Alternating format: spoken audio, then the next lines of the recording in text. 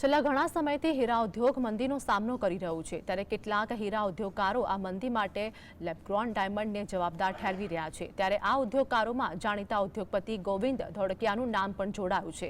ગોવિંદભાઈ ધોળકિયાએ મંદી માટે લેબગ્રોન ડાયમંડને જવાબદાર ગણાવતા લેબગ્રોન ડાયમંડ સાથે સંકળાયેલા ઉદ્યોગપતિઓ અને સાંસદ આમને સામને આવી ગયા છે। સુરત હીરા ઉદ્યોગ માટે મોટું નામ ધરાવતા ઉદ્યોગપતિ અને રાજ્યસભાના સાંસદ ગોવિંદભાઈ ધોળકિયાએ હીરા ઉદ્યોગમાં ચાલી રહેલી ઘેરી મંદી માટે લેબગ્રોન ડાયમંડને જવાબદાર ઠેરવતા લેબગ્રોન સાથે સંકળાયેલા ઉદ્યોગપતિઓ નારાજ થયા છે। રિયલ ડાયમંડ અને લેબગ્રોન ડાયમંડને લઈ ઉદ્યોગકારો વચ્ચે જુબાની જંગ છેડાયો છે। હીરા ઉદ્યોગપતિ ગોવિંદ ધોળકિયાએ કહ્યું કે તેજી અને મંદી દુનિયાના કોઈ પણ દેશમાં આવે છે। હીરા ઉદ્યોગમાં છેલ્લા 60 વર્ષમાં લગભગ 5 થી 10 વાર મંદી આવી છે, પરંતુ તે મંદી ઓછા સમયગાળાની હોય છે। મંદી 2 થી 6 મહિના સુધી હોય છે, પરંતુ આ વખતની મંદી 2 વર્ષથી ચાલે છે। આ વખતે સંજોગ એકદમ અલગ છે। અમારા 60 વર્ષના અગાઉના અનુભવ પણ આ વખતે કામ આવતા નથી। આ મંદીનો પ્રકાર વૈશ્વિક મંદી નથી, આખો દુનિયામાં ઉદ્યોગોમાં સારું છે। આ મંદીએ લેબગ્રોનના હિસાબે આવી છે। તેમણે આગળ જણાવ્યું કે હું 2 વર્ષથી બધાને કહેતો હતો કે આ લેબગ્રોન ડાયમંડ છે, આ કિલોમાં અને ટનમાં વેચવાનો છે। 2 ટન, 4 ટન, 5 ટનના સોદા પણ થશે। ફક્ત જ્વેલરીમાં નહીં, પરંતુ અનેક જગ્યાએ એનો ઉપયોગ થશે। તમે કારમાં જાઓ ત્યારે લેબગ્રોન હશે, પ્લેનમાં જાઓ ત્યારે પણ લેબગ્રોન હશે, હોલમાં બેસો તો લેબગ્રોન હશે, બેડરૂમમાં જાઓ તો પણ લેબગ્રોન હશે, રસોડામાં જાઓ તો પણ લેબગ્રોન હશે। એવરીવેર તમને લેબગ્રોન છોડશે નહીં। છેલ્લા ઘણા વર્ષોથી લેબગ્રોન ડાયમંડ ઉદ્યોગ સાથે સંકળાયેલા ઉદ્યોગપતિએ લેબગ્રોનના કારણે મંદી આવી હોય તે વાતને ફગાવી દીધી। તેમનું કહેવું છે કે મંદી આવવાનું મુખ્ય કારણ 2008 થી 2021 સુધી નેચરલ ડાયમંડ એક જ સાઇડ ચાલતા હતા। દરેક દેશમાં યુદ્ધ શરૂ થતા મંદી આવી છે। તેમનું આ નિવેદન ફ્રસ્ટ્રેશનના કારણે હોઈ શકે છે।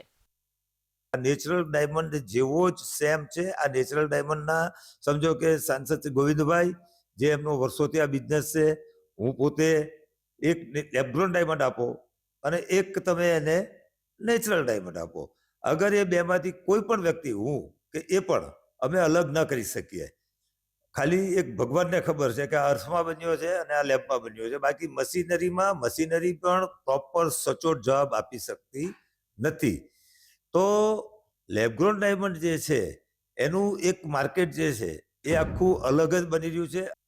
જ્યારે ડાયમંડ એસોસિએશનના આગેવાનનું કહેવું છે કે અત્યારે મોટાભાગના ડાયમંડમાં મંદીની સ્થિતિ છે, પરંતુ એ જરૂરથી કહી શકાય કે લેબગ્રોન ડાયમંડના કારણે ઘણા રત્ન કલાકારોને નોકરી મળી છે। એકંદરે જોઈએ તો 3 ડાયમંડની અંદર એવરેજ ડિમાન્ડો ઓછી જ છે, પરંતુ એક બાબત ચોક્કસ કહી શકીએ કે આના કારણે ગુજરાતની અંદર 15 લાખ કરતાં વધારે રત્ન કલાકારો ડાયરેક્ટ જોડાયેલા છે।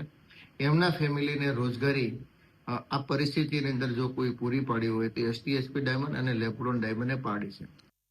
આ તરફ લેબગ્રોન ડાયમંડના ફેક્ટરીમાં કામ કરતા રત્ન કલાકારોનું કહેવું છે અત્યારે તો લેબગ્રોન ડાયમંડના કારણે જ તેમની રોજીરોટી ચાલી રહી છે। રત્ન કલાકારોએ પણ ગોવિંદ ધોળકિયાના નિવેદન પ્રત્યે અસહમતિ વ્યક્ત કરી। લેબગ્રોન ડાયમંડમાં તો અમે 7-8 વર્ષથી કામ કરીએ છીએ, પણ કોઈ અમને તકલીફ નથી, સારી રોજીરોટી મળે છે। એ જે નિવેદન આપ્યું એ તદ્દન ખોટું છે। અત્યારે અમે આની પર જ નિર્ભર છીએ, લેબગ્રોન ડાયમંડ તરફથી જ, અને અમને સારું વળતર મળે છે। આમાં અમને કોઈ તકલીફ નથી અને સારું કામ મળી રહે છે। હું અત્યારે 8 થી 9 વર્ષથી કામ કરું છું, હજી સુધીમાં મારે ક્યારે એવું કઈ આવ્યું નથી કે આજે મંદીનો માહોલ છે કે આ ખોટું અફવા ફેલાવે છે બધા, એ બધું ખોટું છે। પણ અત્યારે જે પોઝિશન છે ને એ બહુ સારામાં સારી છે।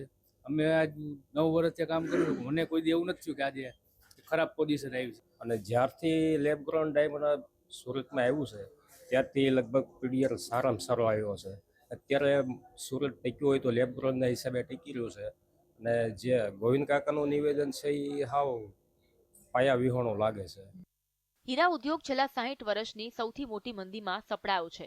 જો કે ઘણા ઉદ્યોગકારો હવે લેબગ્રોન ડાયમંડ તરફ વળી ગયા છે। સુરત શહેરમાં નાના મોટા અંદાજે 8000 હીરાના કારખાના આવેલા છે, જેની સંખ્યા 4 વર્ષ પહેલા માત્ર 350 હતી। છેલ્લા 2 વર્ષથી હીરા ઉદ્યોગમાં મંદી જોવાઈ રહી છે। તેમ છતાં હાલમાં 5200 કારખાનાઓમાં લેબગ્રોન ડાયમંડનું કટ અને પોલિશિંગનું કામ શરૂ થયું છે।